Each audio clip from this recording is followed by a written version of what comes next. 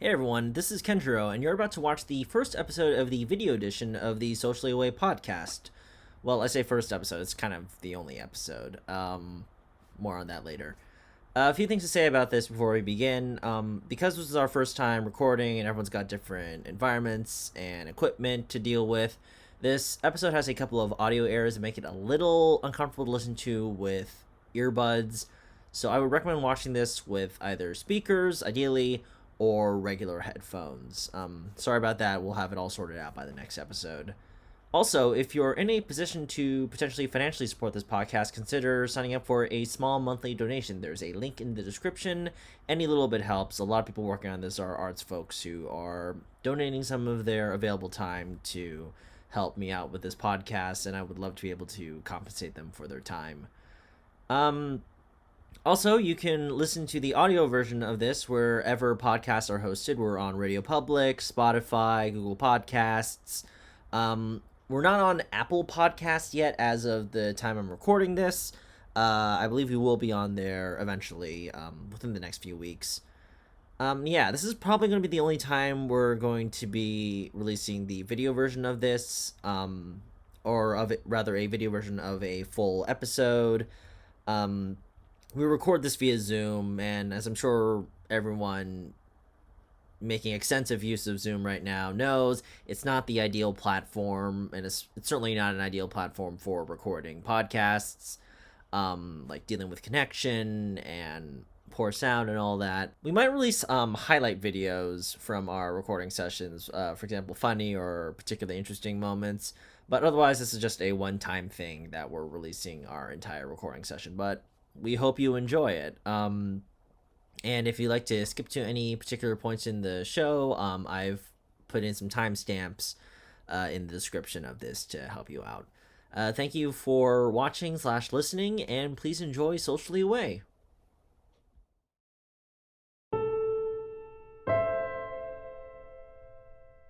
A world divided by conflict, where nations are constantly at war, going outside is dangerous, everyone's wearing masks, and all the adult men have an absurd amount of facial hair. You're listening to Socially Away, a Studio Ghibli podcast, and this is not the real world. This is Nausicaä of the Valley of the Wind.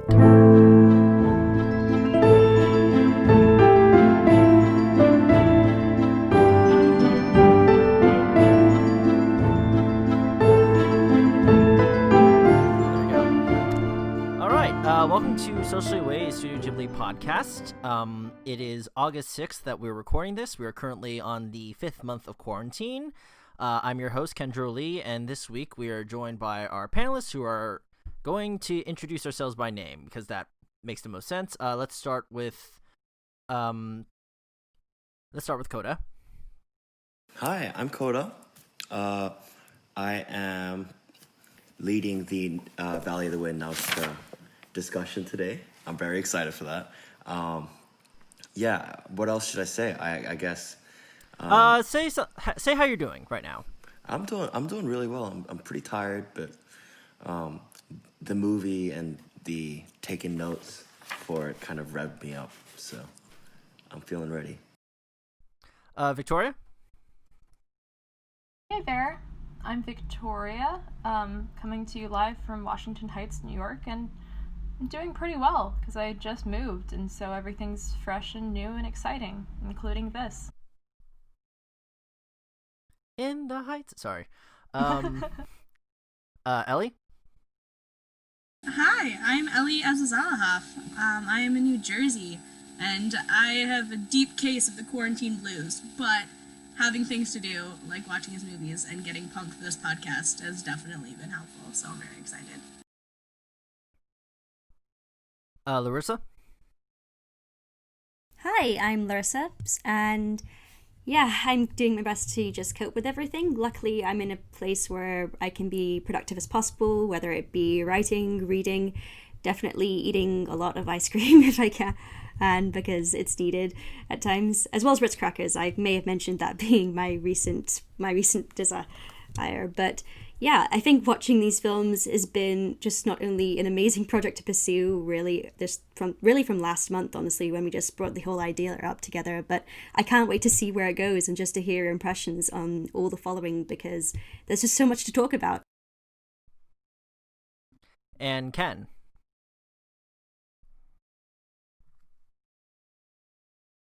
I'm Ken. I'm calling here from Chicago, Illinois.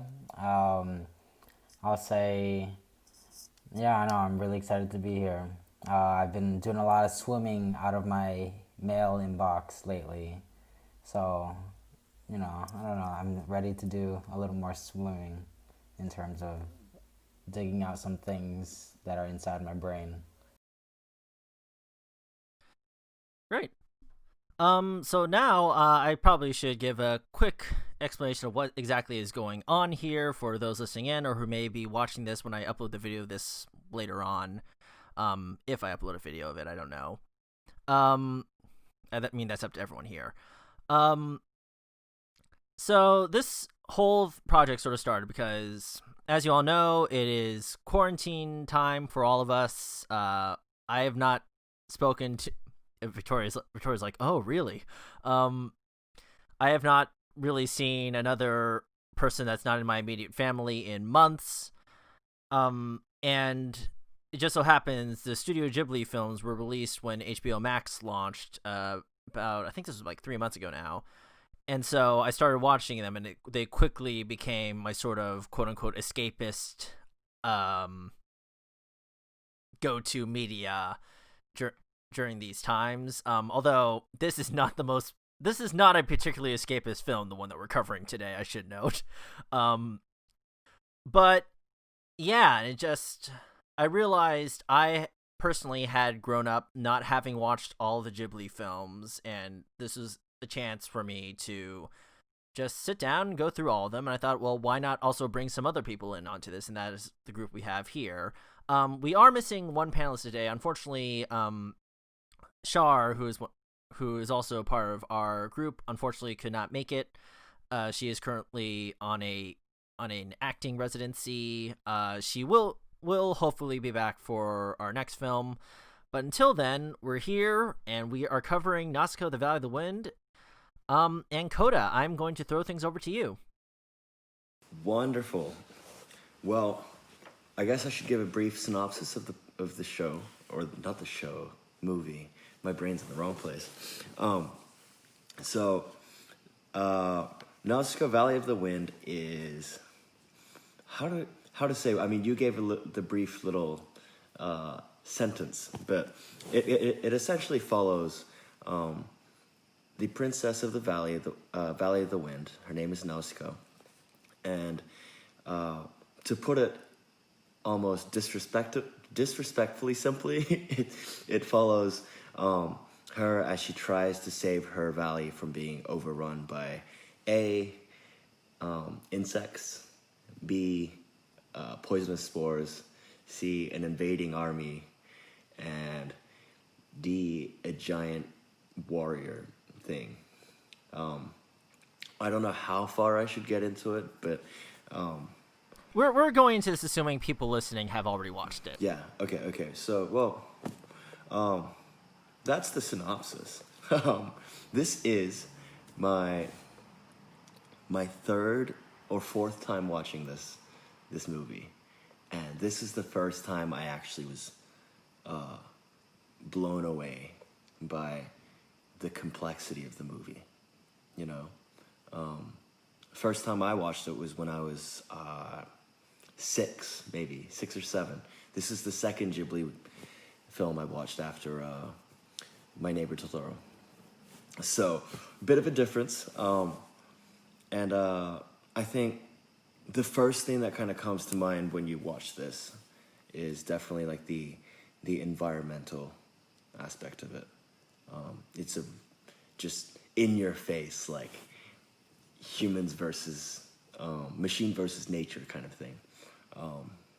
But it definitely points to so many other things as well, and especially given the context of now, quarantine, the Black Lives Matter movement, We have a problematic person in the White House. And so, yeah, just watching it, taking notes. It is a very relatable, very current piece, in my opinion. I don't know. I should open it up for everyone to speak.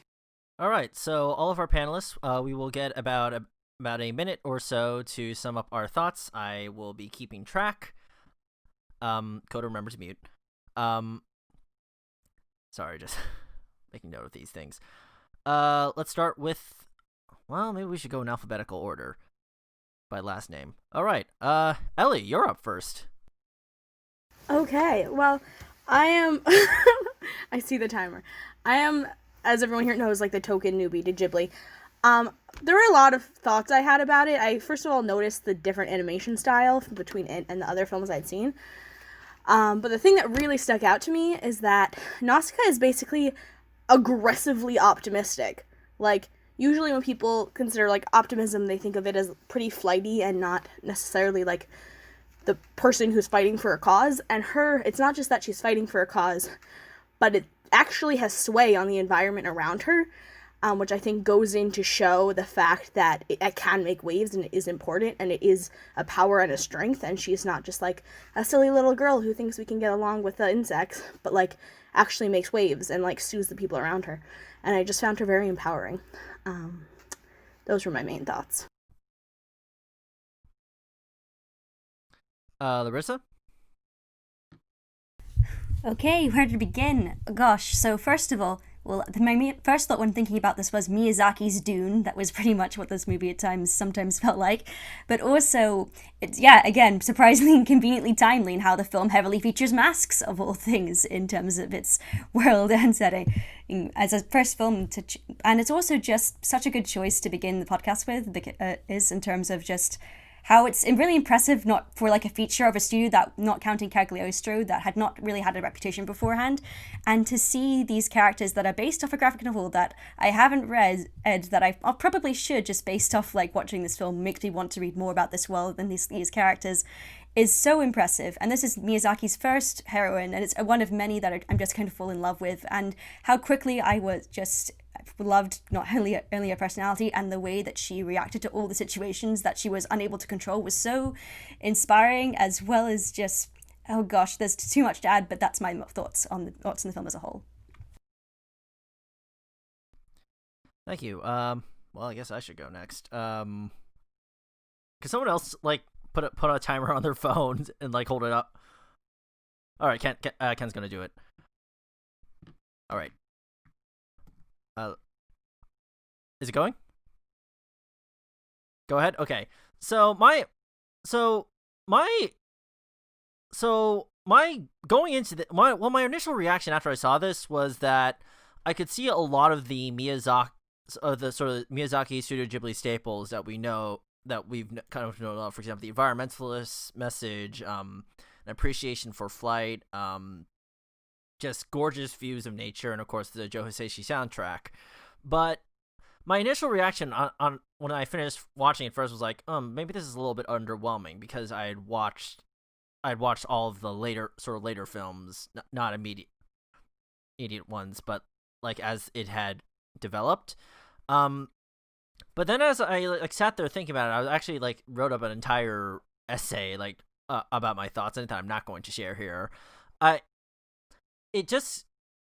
I found that it just still stuck with me regardless. Like, my initial reaction was, I don't know about this, but then it was still in my head after I watched it. Like, I actually watched it again. It was like, okay, this has more, this has a lot going for it that I didn't give it credit for on the original watch. I think any film that is able to do that is a good film in my book. Ken, is that it? All right, now we go over to you. Okay, I guess I don't know, it was the first things I actually watched it way back when, and then I watched it this time around, and I was just taking notes. First things was sort of just how strong of a female character she was. I've been thinking about just like female protagonists in general, and clips of how Miyazaki talking about female his film protagonists. And for me, I was like, well, she's a girl protagonist, but if you just call her a girl, it's not like, it doesn't do her justice, I'll say. Like, it just, I don't know. I don't want to call her a girl protagonist, just with everything that surrounds the term girl. And then I'm a big fan of, like, sort of environmental narratives. And so the whole idea of, like, the insects and the trees are cleaning the world of pollution. That's, I think, one of my favorite themes that are touched upon in the film. And finally, Victoria.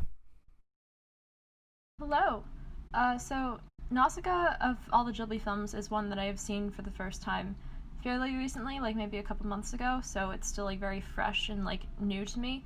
I think it's really cool that the name Nausicaä means burner of ships, which sort of has like, I don't know, some cool thematic like niche in the plot.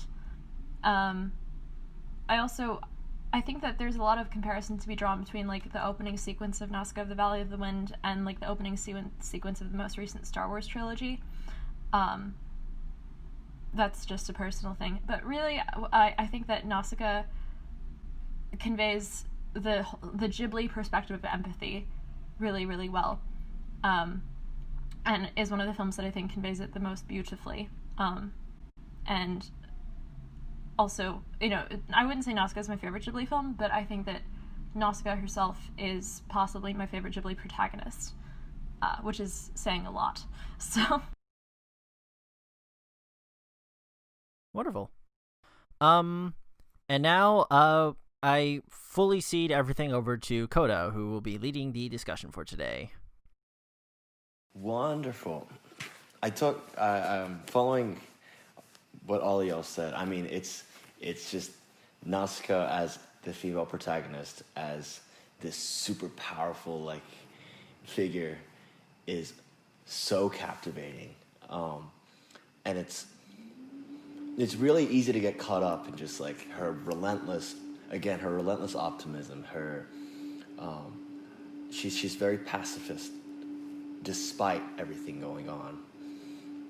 Might be the most connected to nature, you know, a very, very typical, somewhat typical, like, Ghibli female heroine.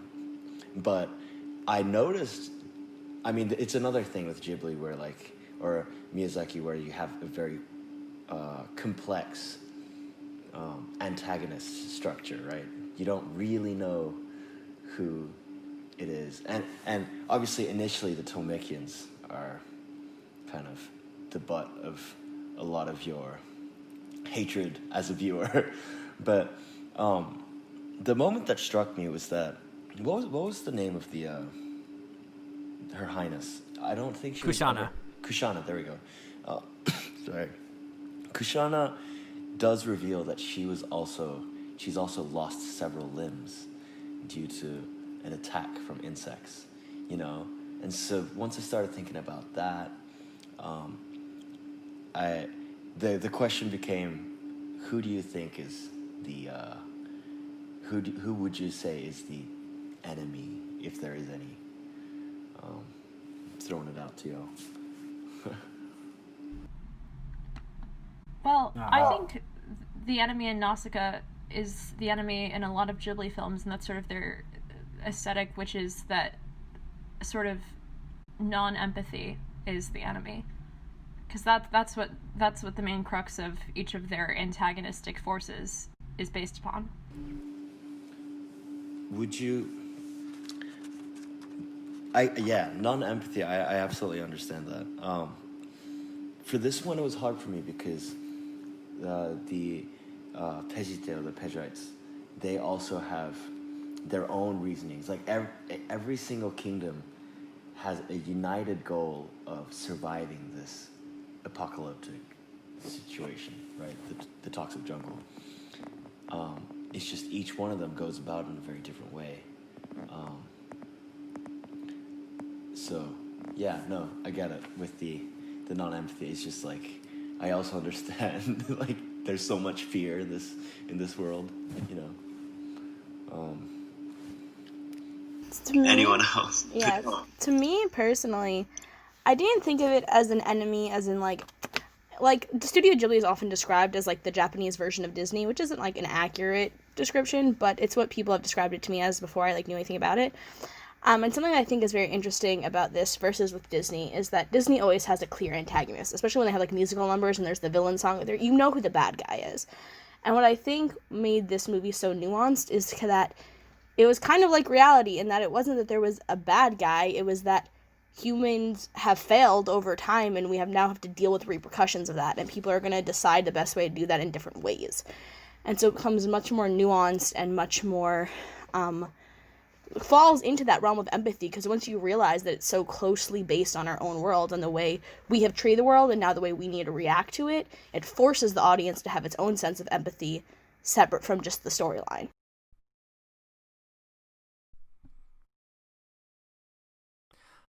I think it's worth mentioning. I would also maybe argue revenge is a...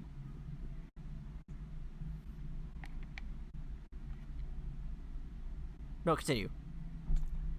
Oh, I was just going to say, I think it's also worth mentioning that Disney seems to be almost moving away from the sort of, like, blatant antagonist model, like with films like Moana and things. Because I think Moana gets compared to, like, the Ghibli brand of animation more than its previous films. But it'll be interesting to see what happens with that trend. But, Kenjiro, continue. Yeah, my thing was that I think revenge is also, like, a major antagonistic force in this, in terms of how Kushana and Tomekians are against the insects for revenge. The Pejites are against Tomekians for revenge for what they've been doing.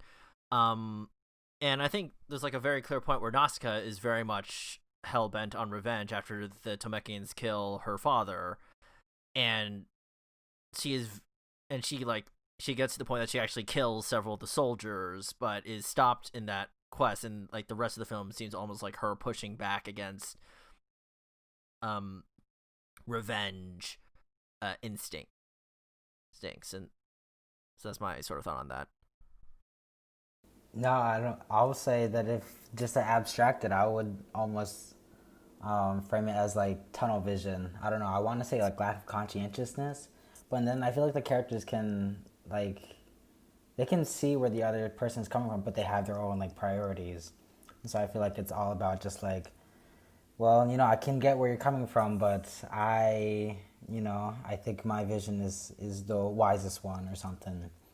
I don't know. That's sort of based on, I'm bringing that sort of from a place where at work I might butt heads with someone because I think there's like some philosophical difference between like where my opinions are coming from, someone else's opinions are coming from, especially in this like age of diversity, inclusion, equity. Like what, I guess we're looking for how to like not make the same mistakes we've made in the past, which I think is really hard. And so it's like we're trying to come up with a new formula, and in this case we don't know who holds the most wisdom, I guess, or maybe or what choice would be the wisest. And so I feel like that comes across in Ghibli films where it's like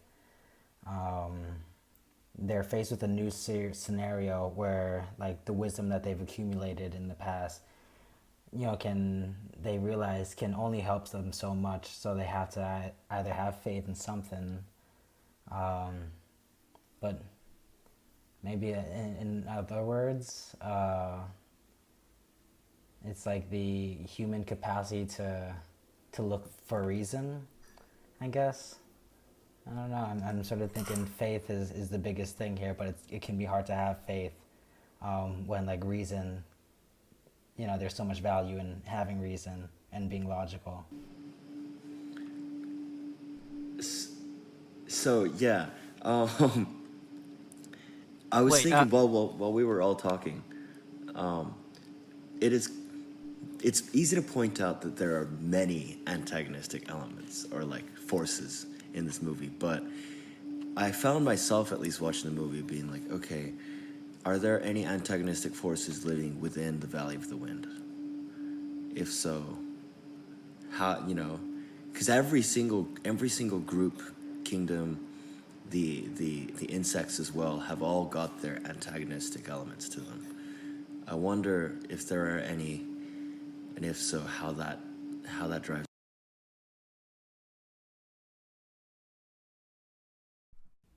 Larissa, you had some thoughts earlier, right? Yes, I did actually. It's interesting because looking back to what you said about Nausicaä and I know the idea of revenge. I remember there's a moment. I think she says this specifically to Yupa that she's so afraid of being overcome by her own rage and age. And I think it's interesting, of course, because as much as anger can be motivating, I think for her in her mind, it's the idea of blind rage, the fact that you don't do anything productive in using it in terms of just being so impulsive and without a clear objective in a sense. And I don't know, it just made me think in terms of what's going on in the moment in terms of how, let's see, your own experiences of anger and a sense of injustice that you want to resolve is happening right on the world right now, and how I think honestly Nausicaä is kind of a kind of heroine we all kind of need in our lives in terms of just despite all this hopelessness, despite never finding despite there never being a resolution seemingly in sight, you still keep going anyway because you want to be able to live and make sure the others around you that you care about you want to be able to live as well. And I think I was going to mention my favorite moment from the film, at least one of the parts that really stuck out to me, which is when, let's see, it's the moment where Aspel, the prince, finds her lying on the ground when they've both just fallen through the sand and just into the Sea of Decay is actually in the translation that I found, which is just, personal aside, an awesome title, honestly, for the toxic jungle. And she just finds out how the plants and the trees around her have created the system where there are no toxins or spores that can really spread the poison around. And he just finds her lying there, and he asks her how she is, and she just looks up from the ground, and she has a tiny few tears in her eyes, and she just says to him, "I am so happy." And that moment is so pure, and I literally had to stop the film just to appreciate that moment in itself, because I think it's just one of the moments in the film that really captures that desire to find solution and actually make a contribution to the world in a sense that will change it for the better. And yeah, I think that's why this film was so wonderful to start off this entire just watching of Ghibli's catalogue, because I think that encompasses Miyazaki as a director in terms of how his films, as much as they aspire to tell wonderful stories, they also inspire to impart just meaningful and important themes in his work. I just want to chime in. I feel like you could, when she lies down, she's laying down, flat on her face, stomach down, and it looks like the type of position that someone would make when they're I've given up on life, or this is I'm tired. And then and then as you said, she sort of has a tear in her eye. She says, "I'm so happy," that she it's almost like a release or something. And for me, I feel like you can interpret that moment as sort of oh, she's an eccentric protagonist. She's doing, her behaviors don't really match up what she's saying in words. But on the other hand, I think, maybe it's not right to attribute eccentric to it. It's something that I wanted to comment on. Coda, I wanted to bring things sort of back to your question. I've been thinking about that a little bit. I think there's, in the Valley of the Wind itself, I think there might be sort of a quote-unquote opposing force in sort of holding to traditional ways of life in a world where tradition is not, in a world that is very much not traditional, trying to keep clean crops and clean water, which is on some level about survival, but also sort of stands in difference to how even Nausicaä goes about, where she tries to understand the Sea of Decay, and sort of what actually is a Gesundheit, what actually it does, what actually it's doing for the environment, in her effort to figure out how the plants work, whereas everyone else sort of seems to be trying to hold on to that old way of life. So could you even argue that it's complacency? I would. Yeah, I would. That's sort of the roundabout point I was hoping to make. Yeah. and I guess in a way, Nausicaä is not complacent at all, right? She like very clearly sets what she wants to do and like throws everyone else around her to pursue that. So I just want to point out a moment in the movie where she sort of says, oh no, she's laying down with the boy that she meets. I forget his name, but they're sort of like lying, camping out before they head out on their, additional excursions while they're in the Sea of Decay. And he says, like, sort of repeats her words. Her question is, why was the Sea of Decay born? And he's like, that's a strange thought. But I think, she's very much about like wondering, while everyone else is like, well, this is just, terrible. I don't know. It's a curse on the world, or a curse on humans or something. Or it's just the nature of insects. I don't know, the nature of nature, to just fight humans. And as if, I guess it goes by the law of survival of the fittest. But then I guess most of maybe Miyazaki's protagonists are ones who are like, the world is not about survival of the fittest. Or maybe, maybe it ends up translating to the idea that survival of the fittest, or those who are most fit to survive, are the ones who are not complacent or who can care for others. Going off of this complacency and what you're talking about, the survival of the fittest, one thing I did notice in this film really strongly for me was the theme of imperialism. The Tolmekians are very clearly imperialistic, right? But they also talk about the Ohms having some sort of like hive mind. They all communicate with each other, and they swarm. There's so many shots where it's like the standoff between the Tolmekians and the Valley people, and then you see in the next cut you see the swarm of Ohms, and then the next cut you see the Tolmekians advancing. I think there's a clear Miyazaki's making a reference to imperialism being some sort of kind of like a colony. Well, I guess it is a colony, right?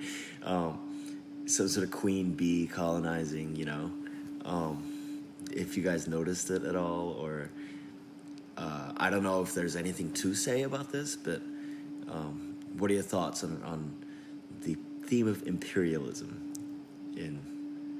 It takes me back to World War II Japan, and I say this because my next question coming up is about World War II, but just for now, like, do you see any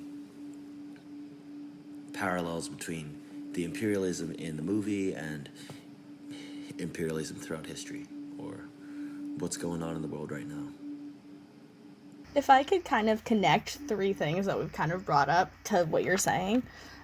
So before I was talking about like aggressive optimism, and then you were talking about the lack of complacency, and then we're talking about World War II, and the three of those connected to me, because I think often when people think of optimists, they assume that they are complacent, that they're happy, so they'll just accept things the way they are. And so I think that Nausicaä, as someone who doesn't accept things the way they are, kind of showed that optimism isn't the dumb blonde version of reality. You can be very grounded in reality and still be an optimist, and so I think that's tied into her lack of complacency. And then when you're talking about imperialism and World War II, though it doesn't have to do necessarily with the Japan aspect of World War II, which it clearly is going to be more important for a Japanese movie. Something that we talk a lot about World War II with Germany and the Nazis and stuff is about a lot of people talking about I was following orders. And so that level of complacency and just going along with imperialist governments or regimes or authoritarian governments or dictatorships. And that notion of you don't have to have lost faith in the world or think the world is bad or be a pessimist or whatever to be a fighter. You can have faith in reality and that be the motivator to not be complacent into the status quo that you're currently living in. So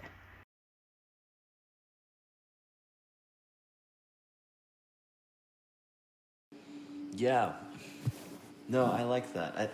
It's such a hopeful outlook, isn't it? Where and that even for us, it's just like, yeah, we really shouldn't be complacent in what's going on. Kenjiro, you're muted if you wanted to speak up. Larissa has something to say. Oh, okay. Let me just like make this gallery view so I can see you. Wonderful.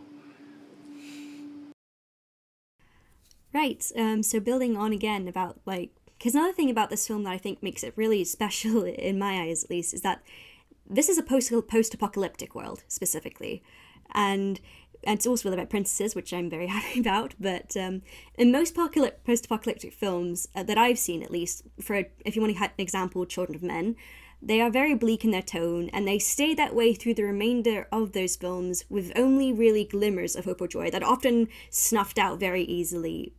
Even apocalyptic films, like if you want like a Outbreak, for instance, or Walking Dead, if I'm just thinking of examples that are just so absurdly depressing most of the time. What I love about this film is that there are multiple tones playing within it, including horror and awe and even wonder. And again, most of it's done visually, which I really admire. And gosh, there's too much to talk about it, but again, to do with Nausicaä, I love her vulnerability during so many different moments, but yet she's able to plan on the spot during each of these moments of crises, as well as impacting her love and her care for her people, as well as I've noticed her very sensitive hearing. She's very sensitive hearing. That's the thing I picked up on the film. You are really good at hearing most things that I could not pick up on.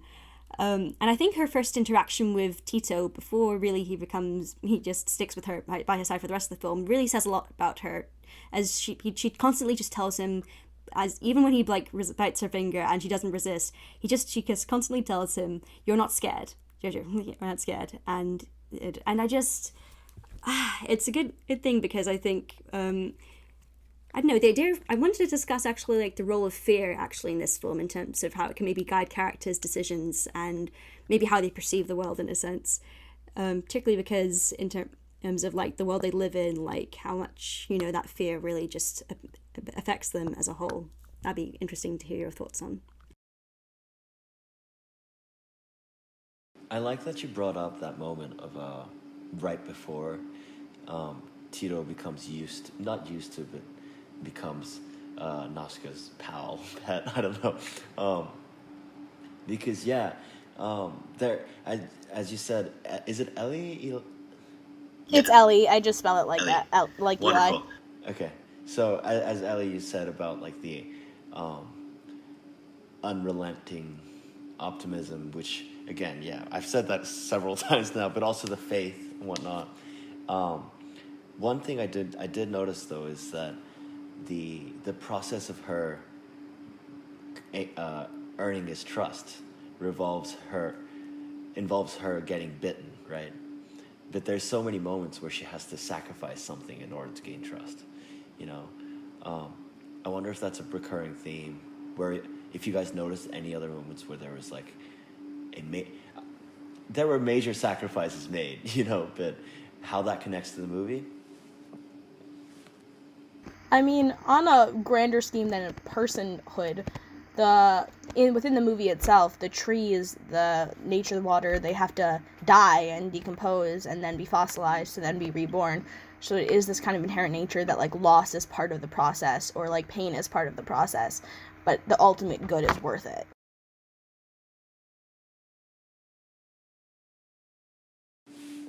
Going off of that, would you even be able to argue that fear is part of the process? Yeah, I'd say so. I think loss and pain inherently have fear attached to it. I think that's human reaction. Anxiety and fear and just being scared is just part of being human. And they don't necessarily focus a ton. They focus on the villagers' fear a lot. They never really focus on Nausicaa's fear, if I recall. But I think, the villagers themselves are, painted as being brave, even though they are scared, because that is being human. And though Nausicaa's a badass princess who can fight anyone and calm ohms down with a whistle, being scared is part of it. And reacting to pain and fear and the fear of loss, the fear of death, with being scared and admitting to that doesn't make you weaker in any capacity. Yeah, I think that the fear is really important because, like, Nausicaä showing fear and acknowledging that she is scared in that moment, you know, acknowledges that these ohms are, like, a really powerful force to, like, be respected and to be taken seriously. Whereas, you know, some of the other forces might be like, oh, these are just, you know, bugs to be squashed. You know? I mean, even for the animals, right? The fear is the thing that drives them into a blind rage. There's so many times where Nausicaa's like, you're just scared, you know? Like, you don't have to be scared, you don't have to be scared. And then watching the movie with that kind of lens, it really struck me when the Thematic soldiers, they just retreat, you know, they just abandon ship pretty quick when they see the oncoming rampage. And I'm not really sure what that tells, but like, because there is fear itself a sacrifice? I don't know. Is fear the thing that prevents you from making those choices? You know, what is the difference between those two? You know, between the Thematic soldiers who abandoned out of fear, and the Valley of the Wind people who, you know, because they're both scared, and like both are very understandable responses. I think that like the Valley people have had Nausicaä as a leader for her whole life. She's probably like 15 or something. But they've had her around, and something about Nausicaä that makes her such a badass is that she's very steadfast in her beliefs.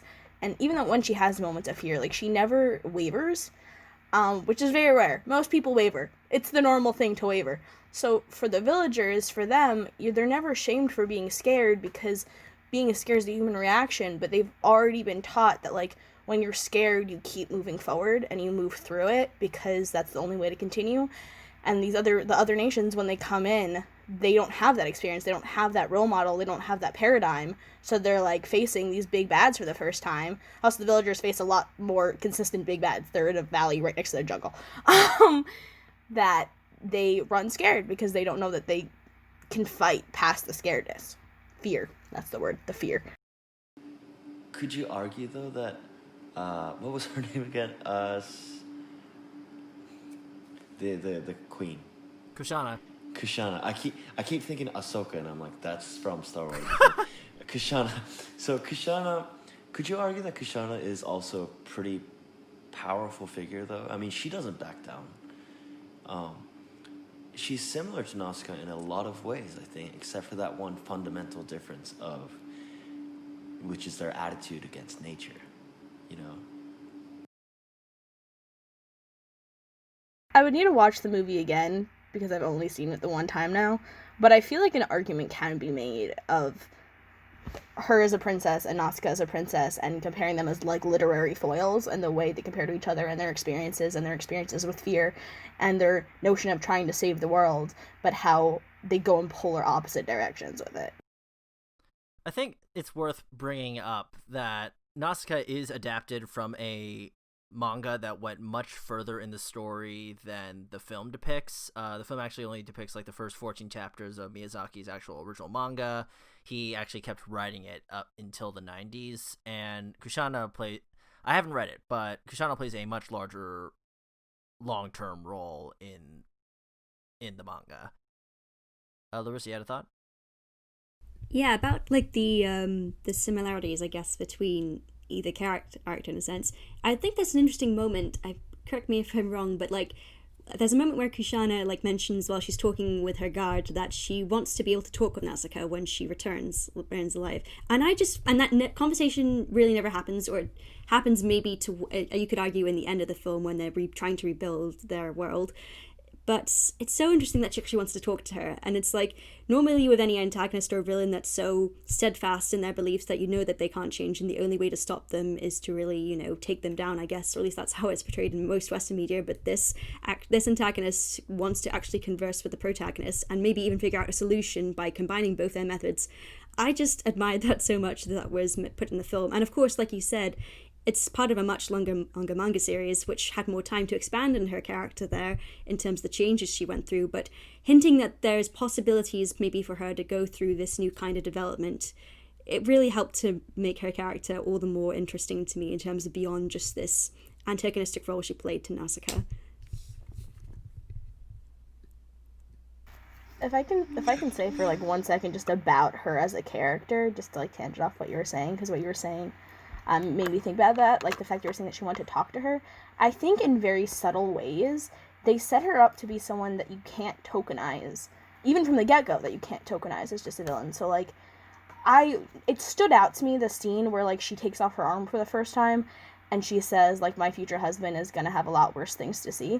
And I was like, that's an odd thing to just throw in there in the middle of this movie, because they don't really set her up as that kind of character. But then I think it's kind of important, because they kind of set her up that, like, with everything, with her being the hardened warrior, that's, like, very easy to, like, hate if you want to, because she's so the polar opposite of the hero of the story, and she is that pessimist who thinks the world is ending, whatever. It kind of humanizes her again, and she's like, she wants relationships, and she wants to care, and she wants to talk to this person, that she's not just this fighter, this warrior, but she is a person. And I honestly think that that also is significant in the fact that they made her character a woman also.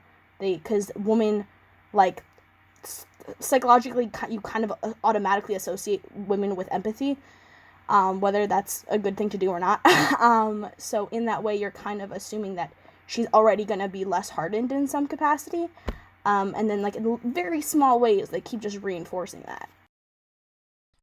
I wanted to bring up, there's that moment when they're on the ship when it's on fire, and Nausicaä and Mito are trying to escape on their gunship, and Kushana sees them leaving and like has like this spiteful smile, like expecting Nausicaä to just abandon her as like form of revenge. But then Nausicaä actually calls for her to join them, and she has like this smile, like, wait, what? Like that could be treated as sort of like expecting not expecting any sort of empathy or quote unquote kindness after what she has done to Nausicaä and her family.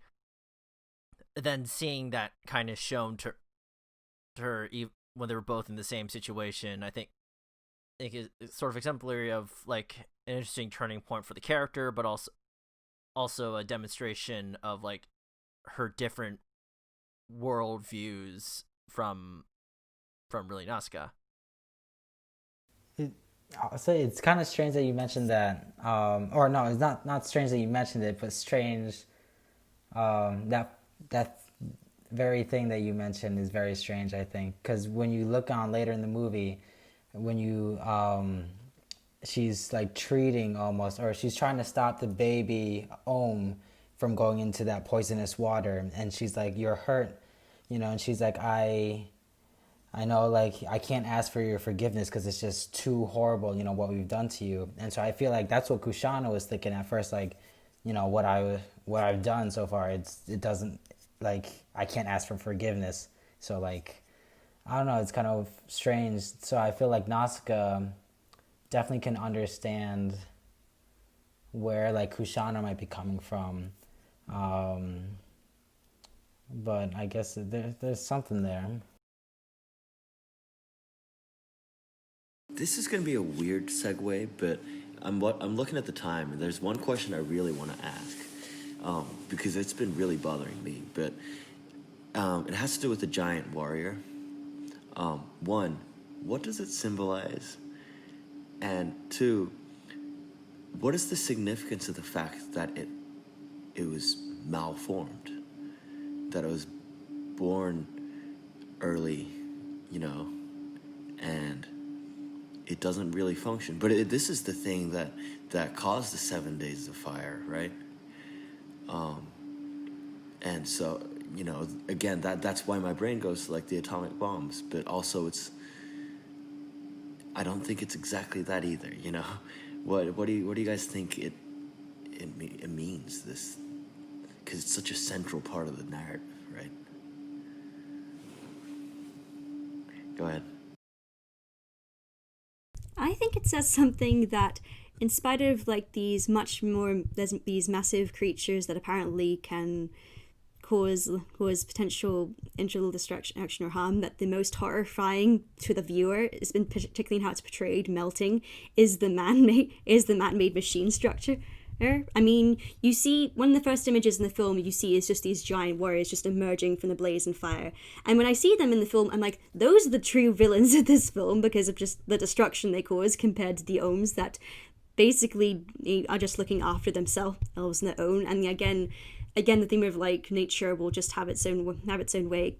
In a way, like since we brought up both Kushana, Anna, and Nausicaä, if Nausicaä and Tita paved the way for Kiki and Gigi, then Nausicaä and Kushana paved the way for Lady Hiboshi and in Princess Mononoke in terms of their dynamic, as well as how the conflict is represented in terms of these shades of grey. And again, often in both those films, the machine-like items are the ones that are most destructive and cause the most collateral damage overall to not just nature, but like the humans themselves. They are badly affected by it. And the nuclear destruction themselves that the God Warriors are told to do, they actually do nothing to affect the Ohms, which are seen as the site of the problem or issue. So I think that says a lot in terms of the commentary that Miyazaki has in terms of what it means to have a war, it means to have a war in terms of what you're fighting for and what you're ultimately using the machines you create to do. Yeah, I mean, I think that's a theme that just does keep coming. It's just like a continual thing in all Ghibli films. I know, Ellie, you've only seen a couple of them at this point, but like it's very obvious in Howl's Moving Castle, which you have seen.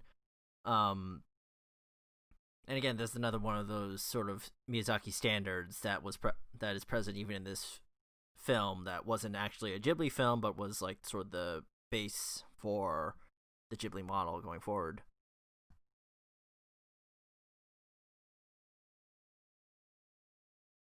What about? Oh, go ahead, Ken.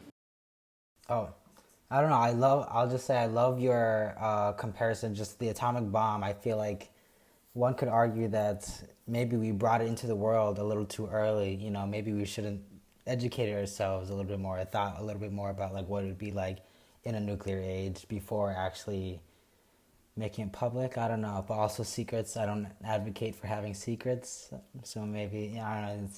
I don't know where that argument could go, but just on Larissa's point, or some of her points, I'm sort of apt to think about how people like to nowadays humanize machines, or like machines are like living things. You know, they're alive, they're running, they have energy, they're affecting things, they have agency, and in a way, it's almost like. At first, I was thinking that the idea that machines are the ones that are causing the most destruction sort of lies in conflict with, I don't know, with the themes that with that narrative, that machines are alive, or like that they're humans, maybe living things that are just part of the environment.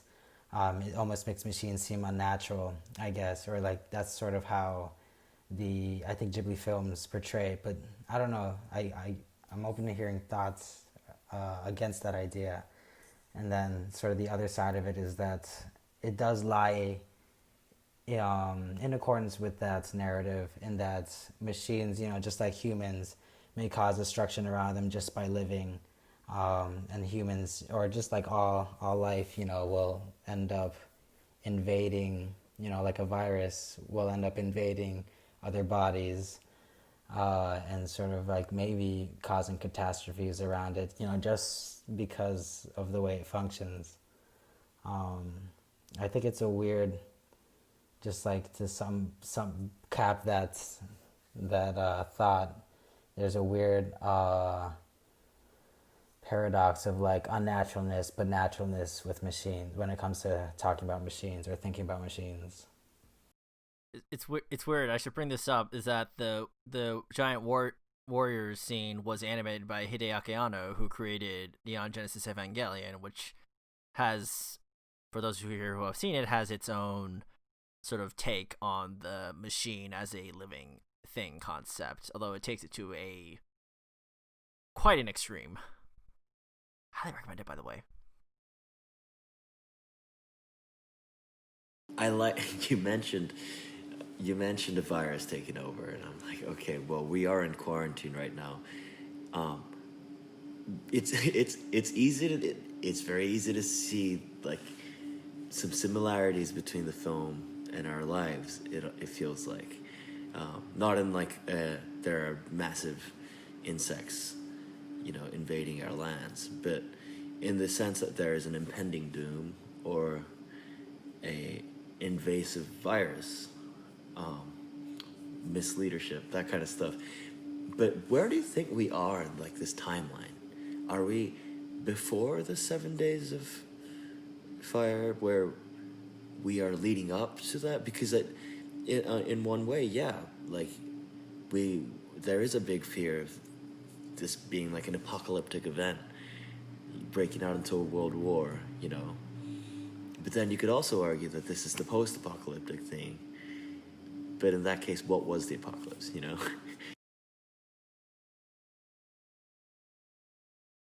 It's interesting that you bring up.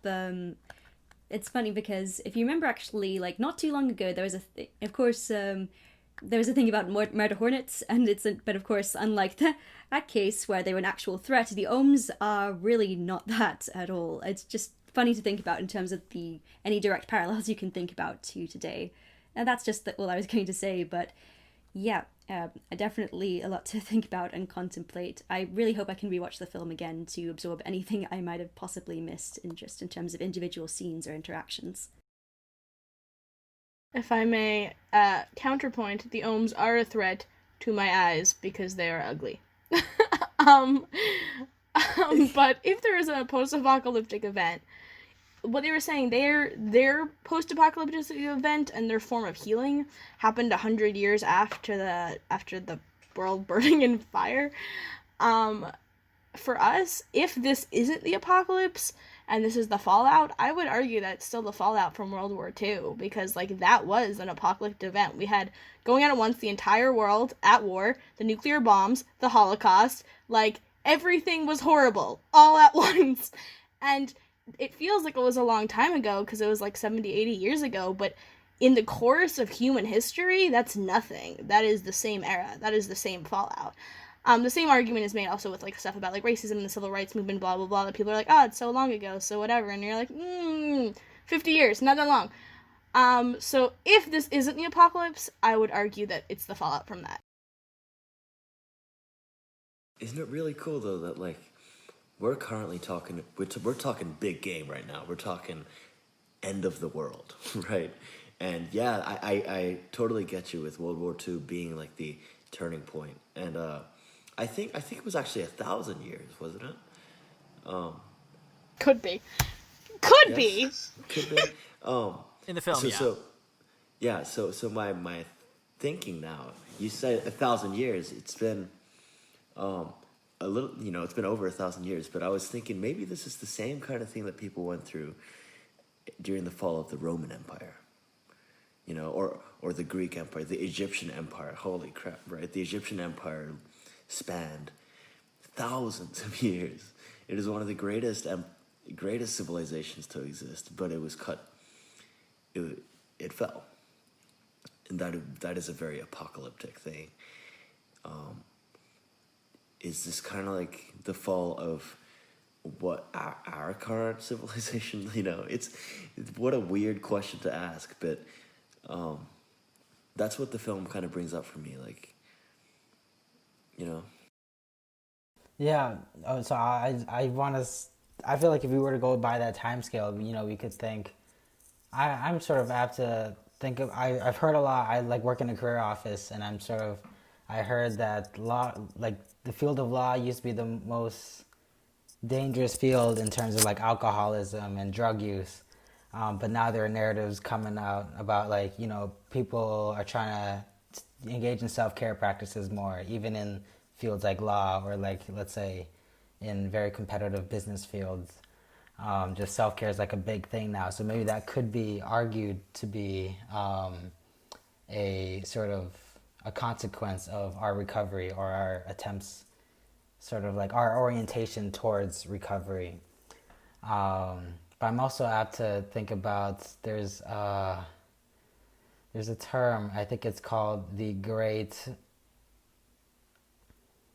not the great divide, but it's like if you're talking about, will humans survive long enough to meet aliens? I think that's a narrative. Like if the Fermi's paradox, like where are they? And we're sort of wondering, well, is it the case that like humans just don't live long enough where they technologically advance to meet aliens? But I don't know if this is really bugging me now. It's called the Great Something, but it's like a line. Have we passed that point in time, or past that point in maybe space time? Is what you can maybe think of it better as, where like we've gone past the point of no return. Like, are we destined to doomsday now, or are we? Maybe it's yet to come, or maybe it's every day. Like every day is a new line where we're like, okay, maybe we're going past some points of no return now. I think you're talking about the Great Filter. Yeah. So no, it's that's sort of my take on that. If we wanted to think of this as like we've yet to hit the 7 days of what was it, fire? 7 days of fire, yeah. Then maybe we can think of it like that. Like maybe it's yet to come, and but like we're definitely like maybe definitely. If I want to be an optimist like Nausicaä, then maybe I won't say definitely, but it's possible for us to orient ourselves towards there. Part of me wants to say we are already oriented towards there.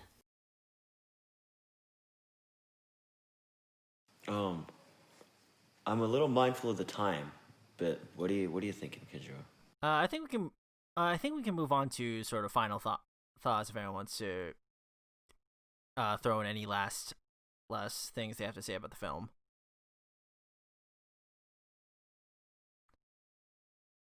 I think the idea of comparing the sort of climate, both, political and environmental in the Valley of the Wind to our current situation is really apt.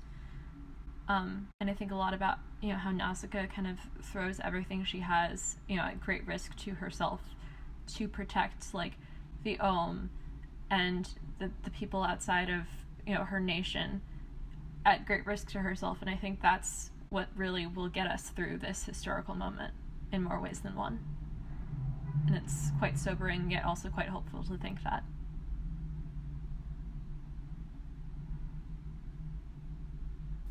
In relation to that, I would say that I think it's what was I thinking? Come back to me.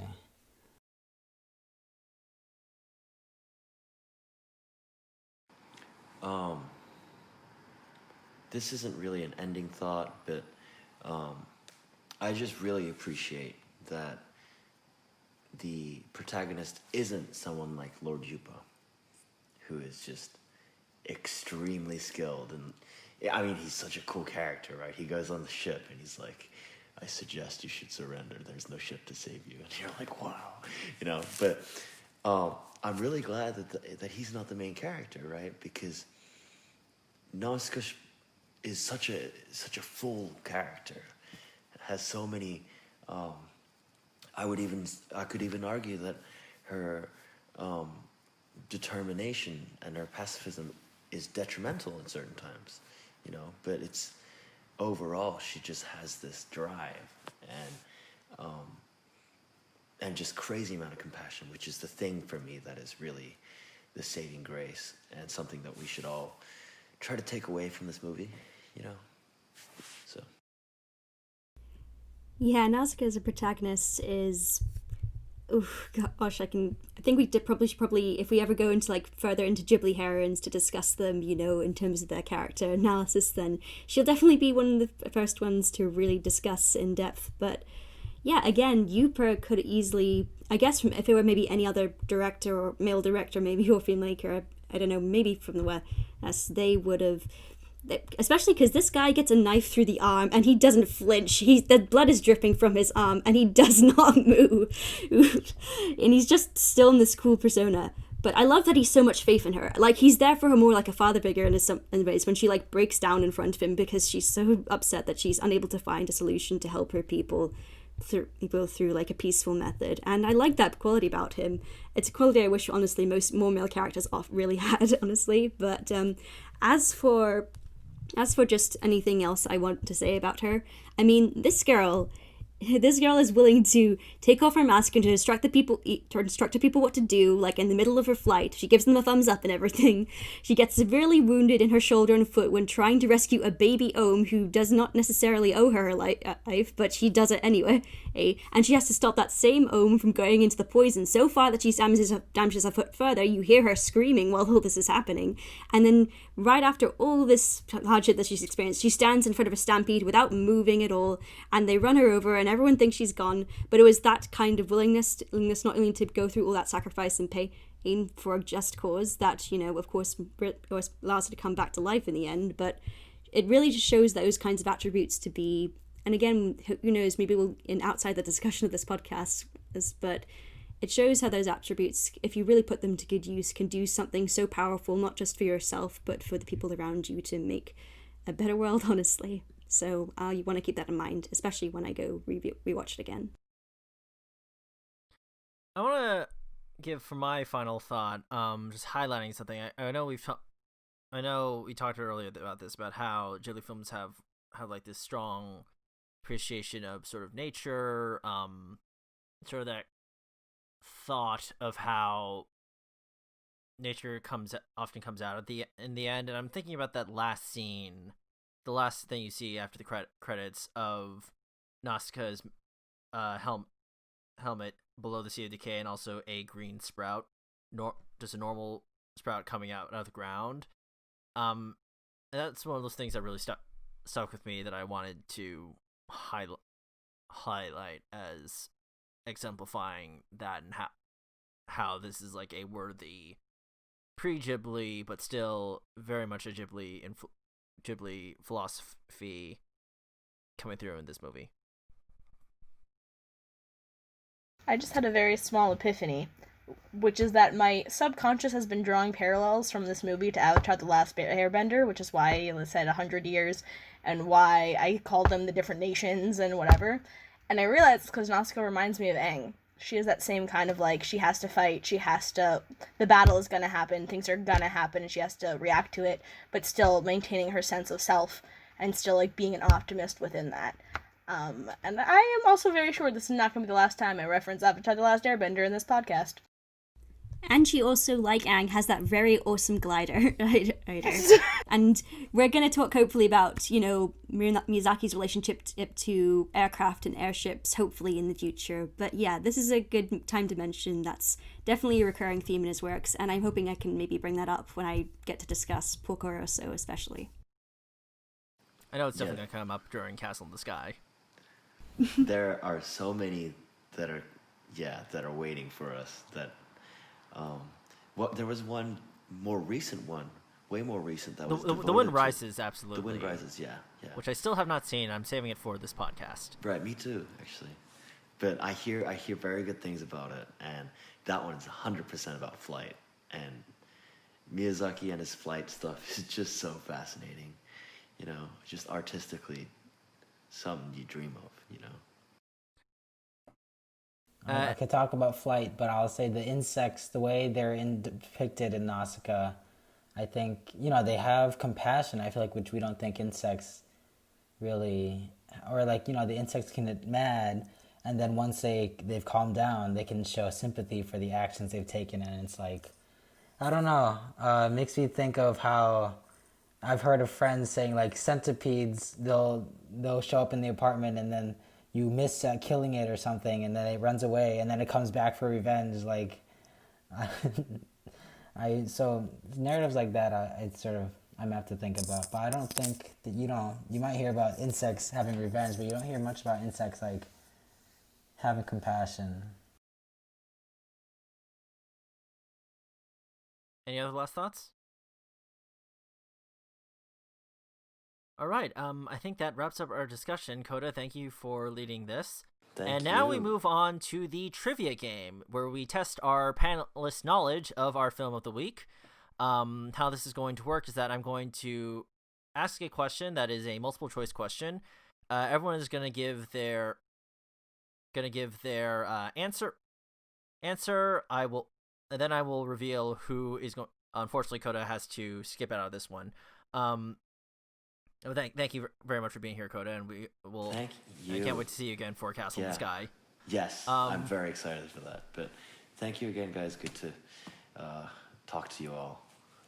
And have fun with this trivia game. This will be really quick. This is like 5 minutes. Are we banished? Are we banishing him? Is he not allowed to like stay in Hero Smile? Coda has to go. You have to go I to have work, to go. right? You have to go to work. Yeah. Got it.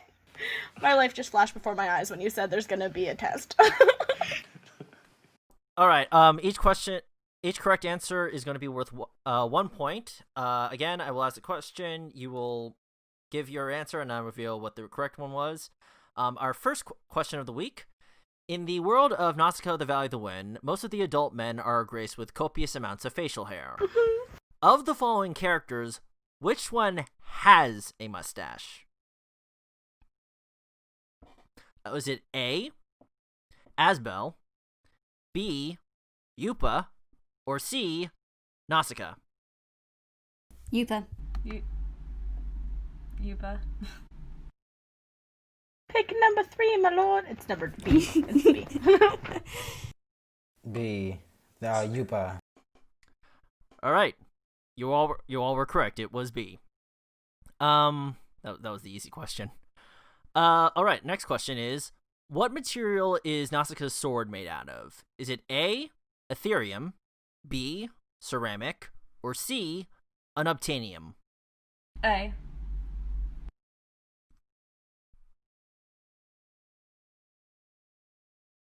I'm just gonna go. Wait, unobtainium is too obvious, actually. So actually, I'm gonna go with A. I'm gonna go with A. I'm going to forge my own path and say C because no one else said it. Unfortunately, you were all wrong. Oh, it is ceramic. Ethereum is the metal from Castle in the Sky. Nausicaa's sword is made out of ceramic. But it's like a specific kind of ceramic, isn't it? It has like 2 names. No, it's a certain kind of steel. She calls it a ceramic sword. At the start of the film. Okay, never mind then. And unobtainium is the metal from Avatar, the James Cameron movie. No wonder I thought it sounded too obvious, so I didn't go with it. All right, third question. What is the name of the insect that crawls out of the Tolmekian warship after it crashes? Is it A, Hebikara, B, Ushiabu, or C, Om? B. B. A. A. The answer was B. So Larissa and Victoria get that point. All right. Next question. What is the name of Nausicaa's glider? And this is sort of a trick one because they don't really say it in the subtitles, but if you so you're actually at a disadvantage if you saw the dub version, but hopefully this will be obvious enough. Okay. Is it A, Java, B, Mev, or C, Glider McGliderface?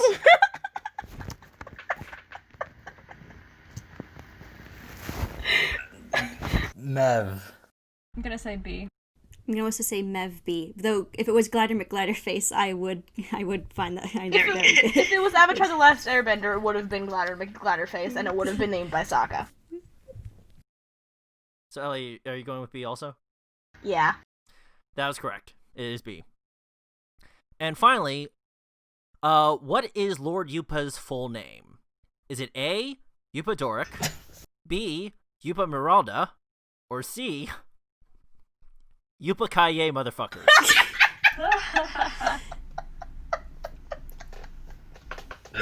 B. I'm gonna go with B one more time. I'm gonna say Can A, you actually. say the first 2 again? What were the first 2 again? A. Yupa Doric or B. Yupa Meralda? His full name is Yupa Percival Wulfric Brian Dumbledore. Hey. The correct answer was B. Yupa Meralda.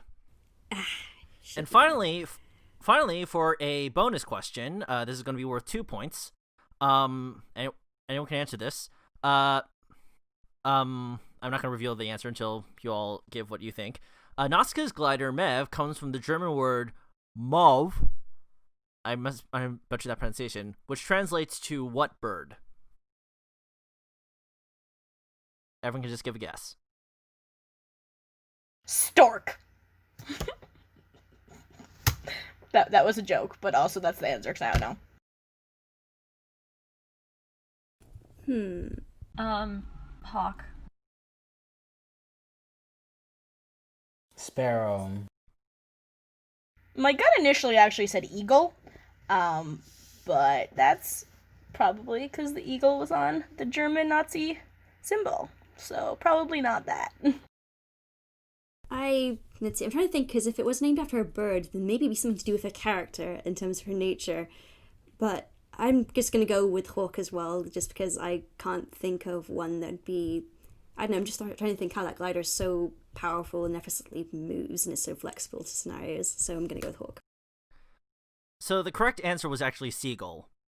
I didn't say the S, but I was the closest. Yeah, you know what? I'm actually going to give Ellie 1 point instead of the full 2 bonus points for that, but only on the technicality that it is white. If you combine my stork and my eagle answer, you get the correct answer. I'm not going that far. Okay. Okay. Sorry, that would be Steagle. All right. Our winner for today is Victoria. Former G-Kids employee wins the Ghibli trivia. Great job. So Victoria has 4 points. Larissa has 3. Ken has 3. Ellie has 3. So we got a 3-way tie there. And when we get back to Castle in the Sky, we'll see who will take the lead on that. And these points will sort of add up as we go along. And that wraps up our trivia game. Does the winner get a life-size Totoro plushie? I'll think about it. Okay. I will accept nothing less. Yes, very worthwhile. Also, just for next time, for the next trivia, so are you going to be doing the trivia every time, or should the person who's leading the discussion do the trivia for each time? I'm gonna lead the trivia. As host of the show, I'm opting out of getting any points or any prizes that would. You would have won anyway. You would. You can decide about a giant Totoro. I will consider it. I will think about it. Okay. All right, and so that wraps up the trivia game. Just a note, we are going through the entire Ghibli catalog in order of release. That is to say, the Ghibli films. Our film next week will be Castle in the Sky, the first real quote-unquote Ghibli film. And our discussion leader for that will be Victoria. Just a reminder, you can listen to this podcast wherever podcasts are hosted. And you can like us on Facebook. We're on there as Socially Away, a Studio Ghibli podcast. We have a Totoro with a mask that was drawn by Victoria as our profile picture. And now it's time, I think, for a final checkout. Just seeing how everyone's doing now. Ken, how are you doing? Doing good. I don't know. I'd say I'm sort of hyped now. I feel like I'm getting warmed up here. Especially with the trivia. I'm pretty competitive about that, so I'll make sure to pay attention next time. Larissa? In one word, vibing. I'm vibing, I guess, right now. I was so looking forward to doing this from the beginning, and already we're off to a really great start. This film alone produced so many great insights, especially in how we contextualize it watching it now in the year 2020. So I don't know how next week's episode will go in terms of how we can relate it to that, but I'm so excited to just hear everyone's insights and how they can just contribute to watching these amazing films. So yeah, I mean, those were many more words than vibing, but yeah, in a word, vibing. Victoria? I love this discussion. I am so excited to destroy all of you in trivia and win a life-size Totoro plushie. And I'm very excited to pull out my inner recitation discussion leader self next week for Castle in the Sky. I did come from Zoom rehearsal before this, and this is also on a Zoom, so I am all zoomed out for today, but I look forward to next week. Victoria out. Ellie? I am vibing with. I like being on podcasts. I've always liked doing radio shows and podcasts. I am now stressed out about being tested on the details because that takes a lot more attention to detail. But I'm excited, and y'all are really cool. So I'm in here for full devotion to these movies. Just throwing that out there. I am fully devoted. I just don't always remember the name of someone's soaring thing. You're gonna have so much trouble during Kiki's delivery service because most of the characters literally do not say their names at all. And how am I doing? I'm doing fine. I am so happy that we were able to come together to talk about this film and get started on this Ghibli journey. Can't wait to see what people think of this. Shoot us a message on Facebook. We'll happily respond. And yeah, I'm just really happy that we're finally doing this after we've been sort of incubating this podcast idea for about the last month or so. Thank you all for being here. Thank you everyone listening or watching the video version of this. And we'll see you all next week for Castle in the Sky. Stay safe, everyone, and remember to wash your hands. And wear a frickin' mask, okay? Wear a mask.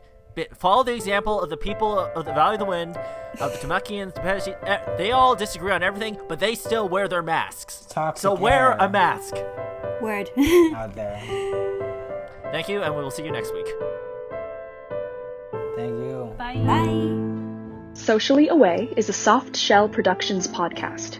It is created, produced, and edited by Kenjiro Lee.